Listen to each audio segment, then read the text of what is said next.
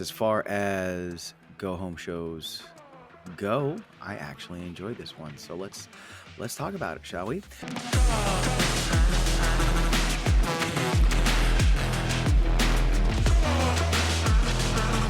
Saludos, programas, and welcome. I am Rodolfo, the Nerdy Puerto Rican, and this is the AEW Rampage Cleanup Crew. That's right. Unfortunately, Mikey can't be here with me this week, but I'm still here with you to bring you all the juicy little tidbits that happen in tonight's AEW Rampage. And let me tell you, listening to the Dynamite review, it sounds like AEW Rampage was the show to watch because this was a good show in my lizard brain opinion. But let's jump straight into it. Saludos, wrestling fans. Today is December 30th. It's the day after the AEW Rampage filming from Friday, December 29th. The beginning of AEW Rampage there started with a spot where Chris Jericho and Sam Guevara came out and they talked, and they had a spot. Earlier today, some news did come out, and I wanted to address the news because it really it puts a damper on the spot Jericho did with Sammy. So we're just going to talk about it. The article that came out, it came out on the article I'm going to be referring to is out on SEScoops.com. And the article title is Allegations Surface Regarding Chris Jericho and Kylie Ray. It goes on to say Chris Jericho, CM Punk, and Ace Steel's attorney, Stephen P. New, were having it out on social media. The whole ordeal surrounded the non-disclosure agreement that everyone signed at the Brawl Out pay-per-view. When Chris Jericho responded via Twitter, "Hey, Stephen P. New, I don't adhere to any employee handbook and have never had one in 4 years of working for AEW.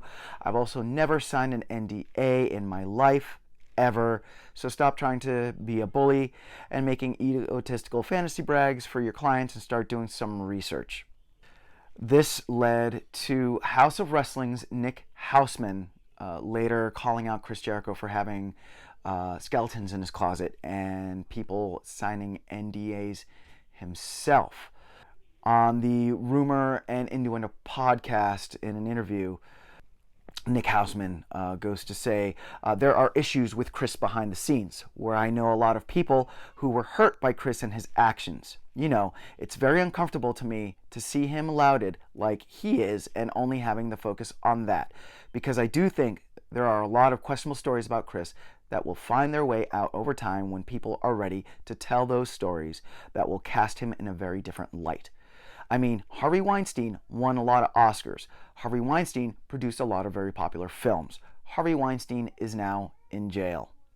I'm not saying that this is happening to Chris, but the narrative can quickly turn if you're hiding a lot of skeletons in your closet.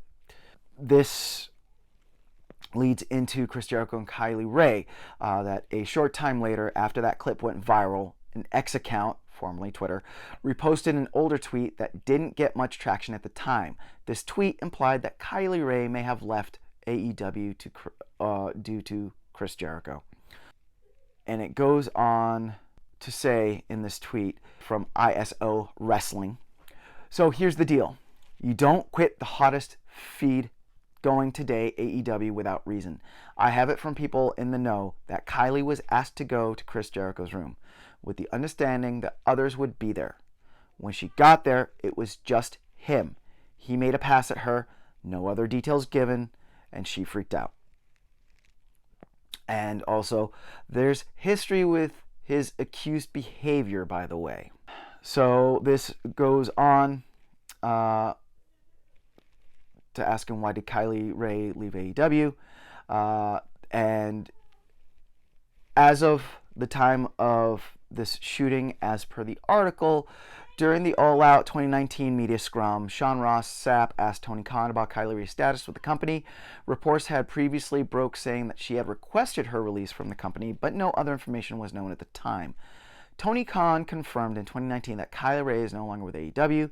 He said that she asked for her release and it was granted. That the split was also said to be super amicable one. And that is where we are at this time with this news story. This is ongoing. However, with this type of accusation, and with the type of spot that Jericho and Sammy put, it would be irresponsible to not address this and just go with that. So, AEW Rampage started with Chris Jericho and Sammy Guevara. And now, let's get back to the Rampage review. After that, we got our first actual match of the night, which was Ruby Soho with Saraya and Harley Cameron facing off against Marina Shafir with Nyla Rose and ringside. So it was a nice back and forth between Ruby Soho and Marina Shafir. In the beginning, they were going back and forth, trading moves back and forth. Then we did see Marina Shafir kind of take control, and then Ruby ended up taking control. Unfortunately, what I thought was going to happen did happen, in that you had Harley Cameron and Saraya were causing a lot of distraction. Nyla Rose actually was able to chase off Saraya, so they ran off into the back somewhere. However, Marina Shafir was distracted by Harley Cameron, and you had Ruby Soho getting the most electrifying move in sports entertainment, surprise roll-up for the win. And this one felt a little lackluster, especially the way it started. It was a solid match. Marina and Ruby, I think if you leave the two of them to their own devices and actually let them wrestle, I feel like they would dish out a banger of a match. So to have the interruption that happened, and that led to the win, that was kind of disappointing, admittedly. So who knows? Maybe we'll get another match between Marina and Ruby. Maybe Ruby will have the fallout with Saraya and Harley Cameron sometime sooner rather than later, which was another really annoying thing. But we'll see. Not my most favorite match, unfortunately. The only women's match for the night. So, bummer. So after that, and when we came back from the commercials, we had the rebuttal from the Don Callis family and Absolute Ricky Starks and Big Bill, and it was as far as spots go, it was fine. Each individual got a moment to talk. You didn't have a lot of Don Callis just kind of like monologuing, which was really, really nice. We got to hear Powerhouse Hobbs' new catchphrase, he's big, he's jacked, and he's black, But it was, for what it had to do, it did its job. They all got a moment to talk. They all got a moment to talk smack. So it added excitement for their tag team match tomorrow night at World's End. Next, we had Renee Paquette again backstage with Chris Statlander and Willow Nightingale. And I'm sorry, I am a bad AEW fan, but the dude that came out that bamboozled Willow and Chris Statlander to have this match. Oh, by the way, surprise! Willow Nightingale and Chris Statlander are facing off against each other at World's End tomorrow. So we'll throw that in the mix. Um, right now, I'm gonna make my prediction for that. Hopefully, this is the final last minute prediction, and I'm gonna say that Willow Nightingale wins due to shenanigans, which is not a win that I want to see. If it does happen, I hope that if they wrestle, they wrestle clean, and then Willow can get her a W, a nice clean W from that. But I have a bad feeling that this is gearing up to see some sort of Willow Nightingale heel turn. So we'll see what happens. After that, though, again, the spot, it was short, concise, and Willow and Chris didn't ramble a lot. They kept to their script, and I'm actually excited to see the match tomorrow, regardless of the outcome. So we'll see what happens. So then this brought us to our next match of the night, which was for the ROH Pure Championship, which it did follow ROH Pure rules. We did have Matt Sydal versus Wheeler Yuta, who is your ROH Pure Champion. And yes, thank you. Finally, we get a match where Wheeler Yuta actually wrestled the way that I know that Wheeler Yuta can. I have made my feelings known in the past about Wheeler Yuta and the way that they have been portraying him. Usually, he's he's the punching bag, and then it's not until like either some sort of shenanigan or some sort of some sort of something that he gets the W. But in this match, he actually wrestled. He wrestled well. He got a clean, in my opinion, he got a clean 1, 2, 3 off Matt Sydal. He utilizing a they called it a seatbelt, but when I wrestled, we called it a surfboard. Very technical match. A lot of back and forth. A lot of 1, 2, ooh. But yeah, Wheeler Yuta got the win. I thought he looked really, really, really good in that win. And then my night was made when Danhausen came out. I thought that Danhausen was just gonna curse Wheeler Yuta going into tomorrow. He didn't. He went up to the ring and said that he disqualified Wheeler Yuta from tonight's match. To which Wheeler Yuta just, cold cocked Danhausen and knocked him down and was just about to mump him up when we had Hook, your FTW champion, come out, and Wheeler Yuta decided to amscray after that. They are having a match tomorrow, Hook and Wheeler Yuta for the FTW championship. So it's going to be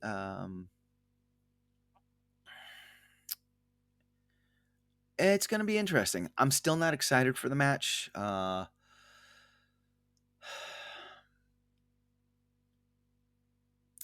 don't know. To me, Hook just he's a very stale performer. So I'm not, and it's just to me, it hasn't been until like the past month or so that he's actually been coming out to defend his the FTW belt. So I'm just not excited for this match that they're gonna have tomorrow, World's End. But it'll be a match, and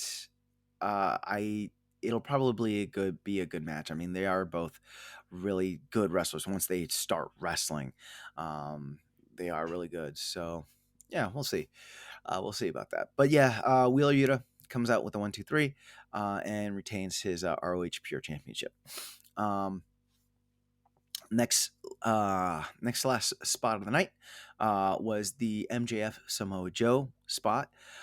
Surprise, surprise! I didn't know, but it looks like Samoa Joe was the one that set up the whole um, Devils going after the tag team championship, and now.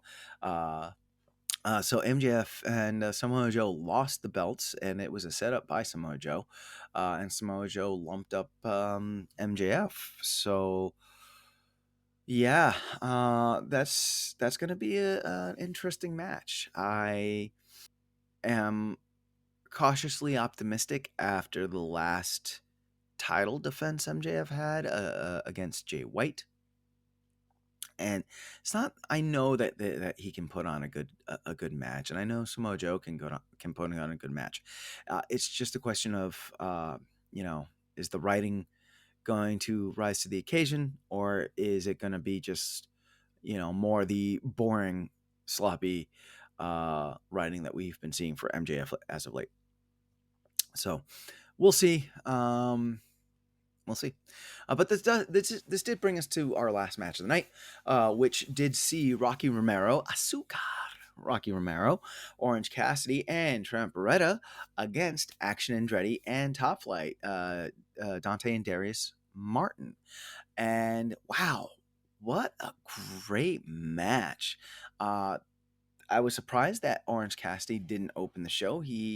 Orange Cassidy has been like the AEW Rampage show opener the last few weeks, but he main evented tonight, and the match was a fantastic match. Yet another great, high energy, high flying final match for AEW Rampage. Uh, I will say I did miss my luchadors, but it's cool. It's cool. It's cool because the match was very entertaining.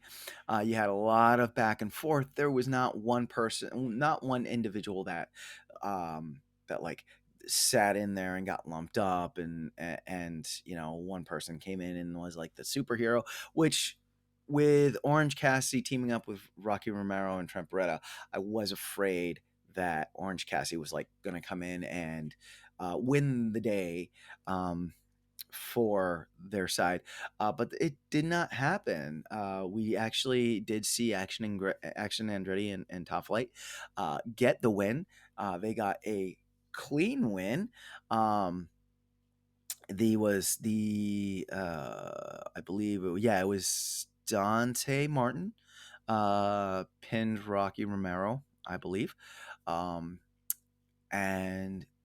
man, it was they they're just super entertaining to watch. But thinking back on Dante and his injury earlier in the year, and how he's come back, and he does those amazing moves in the corner, and he might not be climbing to a top of the ladder, which is in a ring, but he is still doing a lot of high uh, technicality, high risk moves off of the top turnbuckle.